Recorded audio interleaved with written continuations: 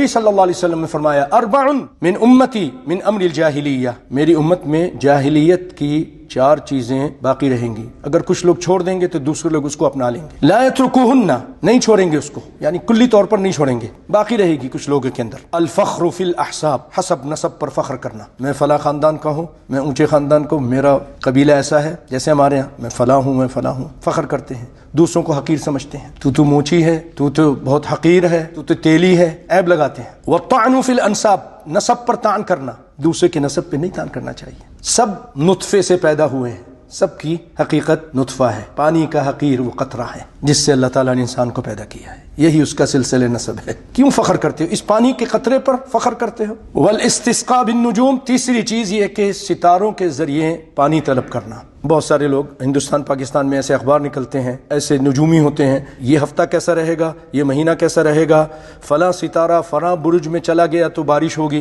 पेशन गोई करते हैं और झूठी भी साबित हो जाती है। नबी सल्लल्लाहु अलैहि वसल्लम फरमाते हैं ये जाहिलियत की बात है। चौथी चीज आप सल्लल्लाहु अलैहि वसल्लम फरमाते हैं अन्नाइहतु, नौहा करने वाली औरत, अगर वो तौबा नहीं करती है मरने से पहले तो आप सल्लल्लाहु अलैहि वसल्लम फरमाते हैं तुकामु यौमल क़ियामा, वो क़यामत के दिन खड़ी होगी, व अलैहा सिरबालुन, और उसके जिस्म पर कमीज होगी, मिन क़तरान, नुहास, तांबे को कहते हैं नुहास, और वो तांबा भी पिघला हुआ होगा। अल्लाह ताला उसकी कमीज बना के उसको देंगे। आप बताइए उसकी क्या तकलीफ हो, गरम। फिर उसके ऊपर वह दिरउन मिन जरब, और उसके ऊपर खारिश ज़दा कोई चीज होगी, उसकी अल्लाह ताला एक दिर बना के देगा, कमीज एक और देगा, वो उसके ऊपर होगी, यानी उसके जिस्म के ऊपर ये बलाएं होंगी, खारिश, जिस्म पे खारिश भी हो रही होगी, उतर से वो तांबे की कमीज होगी, ये अजाब उसको हो रहा होगा। कौन? जो नौहा करती है। तो हमारा इस्लाम हमें इन चीजों से मना करता है।